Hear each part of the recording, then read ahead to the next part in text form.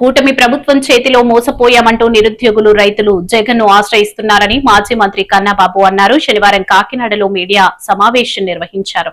రాష్ట్ర ప్రజల సమస్యలు తీర్చడంలో కూటమి ప్రభుత్వం ఫెయిల్ అవడంతో ప్రతి ఒక్కరూ జగన్ దగ్గరికి వచ్చి తమ బాధను చెప్పుకుంటున్నారని అన్నారు. ప్రతి ఒక్కరూ జగన్ గారు ముందుకు వెళ్లి తమ ఆవేదన చెప్తున్నారు.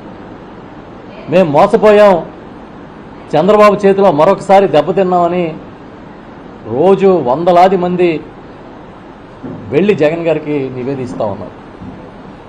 మరి నిజంగా మీ ప్రభుత్వం ప్రజల పక్షాన్ని నిలబడి ప్రజలకి మీరు మంచి చేసే విధంగా వారి విజ్ఞాపనలు తీసుకుని పరిష్కరిస్తే ఎందుకు జగన్మోహన్ రెడ్డి గారి దగ్గరికి ఇంతమంది వచ్చి తమ బాధలు చెప్పుకుంటున్నారు? అంటే మిమ్మల్ని ఎదుర్కొనే శక్తి, మిమ్మల్ని ఎదుర్కోగలిగిన, మిమ్మల్ని నిలదీయగలిగిన కెపాసిటీ ఒక్క జగన్మోహన్ రెడ్డి గారికి మాత్రమే ఉందని ఈ రాష్ట్రంలో ప్రజలకి అర్థమైంది. ఎందుకంటే మిమ్మల్ని ఇంకెవరూ నిలదీయలేరు.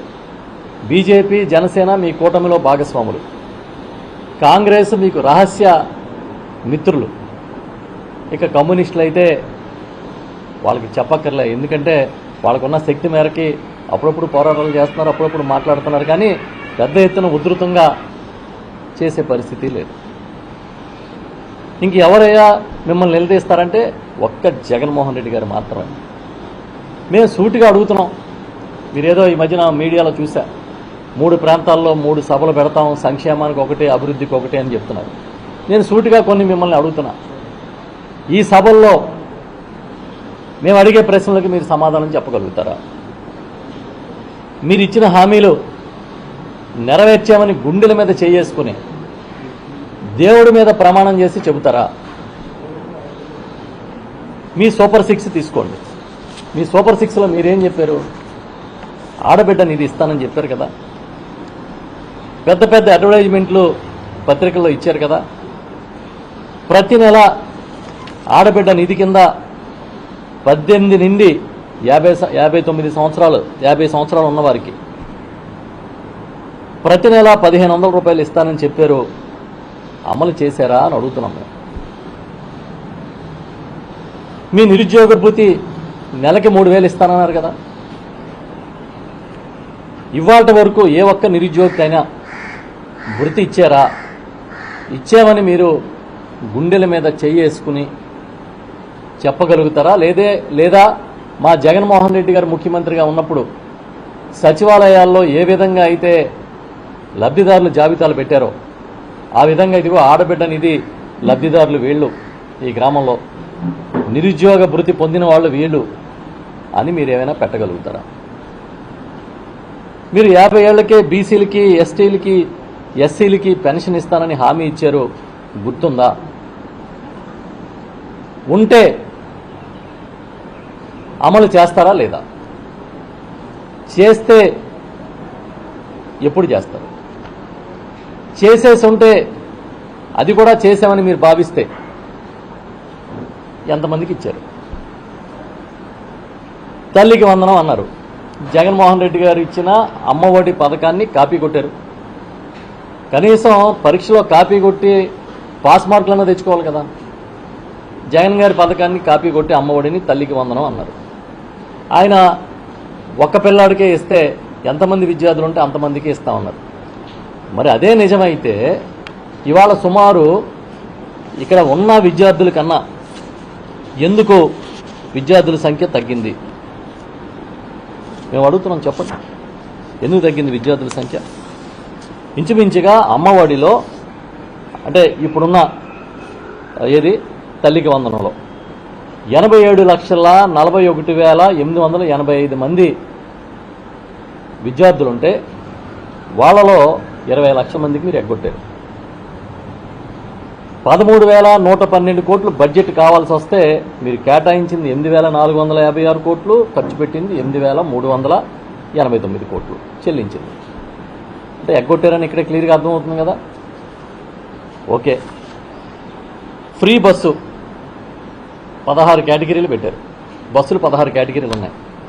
5 రకాల కేటగిరీ బస్సులు ఎక్కాలి. ఇంకా బస్సులో ప్రయాణం చేసే మిగతా ప్రయాణికుల సంగతి పక్కన పెట్టండి. మహిళలు మిమ్మల్ని ఏ విధంగా తిడుతున్నారో ఒకవేళ సీక్రెట్ కెమెరాలు ఉన్నా లేకపోతే మీకున్న ఏ టెక్నాలజీ వాడి చూడండి ఒకసారి మిమ్మల్ని ఏ విధంగా మీ ప్రభుత్వాన్ని మాట్లాడుకుంటున్నారు. దీపం ఏడాదికి 3 సిలిండర్లు కదండి ఇస్తానన్నారు. 3 ఎన్ని ఇచ్చారండి? ఈ 2 ఏళ్లలో 1 లేదా 2, మరి 6 సిలిండర్లు కదా ఇవ్వాలి. అది కూడా ఇవ్వాల్సిన వాళ్ళకి ఇచ్చారా? అది ఇవ్వలేదు. ఇవాళ అన్నదాత సుఖీభవ అది మా జగన్మోహన్ రెడ్డి గారు ముఖ్యమంత్రిగా ఉన్నప్పుడు పెట్టిన రైతు భరోసా పథకానికి కాపీ కొట్టిన ఈ పథకానైనా సక్రమంగా అమలు చేశారా అంటే అది కూడా లేదు. ఫస్ట్ ఇయర్ మొత్తం ఎగనామం. 2వ సంవత్సరం వచ్చేటప్పటికి 53,52,000 మంది అంత ముందున్న రైతు భరోసా లబ్ధిదారులు అయితే మీరు అందులో 46,86,000 మంది కంటే సుమారు 7 లక్షల మందికి కోత కొట్టారు, కోత ఇస్తారు. గిరిజనులకి మనం పట్టాలు ఇచ్చి ఆ రోజు గిరిజన రైతులను కూడా దీంట్లో భాగస్వాములను చేసి రైతు భరోసా ఇస్తే ఇవాళ మీరు ROFRని మంగళం పాడేశారు. అది లేదు. ఇవాళ వరి దగ్గర నుంచి మొదలు పెడితే జొన్న, మొక్కజొన్న, అరటి, కంది, పెసర, బత్తాయి, టమాటా, ఉల్లి, పొగాకు ఏ పంట అయినా తీసుకోండి. పాలనా పంటకి ఈ రాష్ట్రంలో గిట్టుబాటు ధర ఉందని చంద్రబాబు నాయుడు గారు మీరు చెప్పగలుగుతారా? పోనీ మార్కెట్ ఇంటర్వెన్షన్ చేసి మేము ఇంత కొన్నాం, ఇగో పసుపు కొన్నాం, పొగాకు కొన్నాం, లేదంటే అరటి కొన్నాం, టమాటా కొన్నాం అని చెప్తారా? ఏ రైతుని మీరు ఆదుకున్నారో మీరు డైరెక్ట్గా చెప్పగలుగుతారా? ఇంకా మళ్ళీ చిత్రం ఏంటంటే నిన్ననే ఈయన ఒక మీటింగ్ అటెండ్ అయ్యారు, ఏదో ఆక్వా ఎక్స్పోర్ట్స్ మీటింగ్కి. ఆక్వా మీటింగ్ అటెండ్ అయ్యి ఆయన ఏం చెప్తున్నారంటే రాబోయేదంతా బ్లూ ఎకానమీ వస్తుంది అంటే నీలి విప్లవం వస్తుంది, నీలి దాన్ని ఫైనాన్స్ డెవలప్మెంట్ అంతా జరుగుతుంది.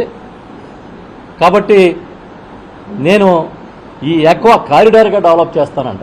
ఎక్కడికి వెళ్తే ఆ కారిడార్ అంటాడు ఆయన. ఆక్వా కారిడార్ అటు శ్రీకాకుళం మొదలు పెట్టుకుని తీర ప్రాంతం అంతా, కాకినాడ ఇదంతా ఆక్వా కారిడార్.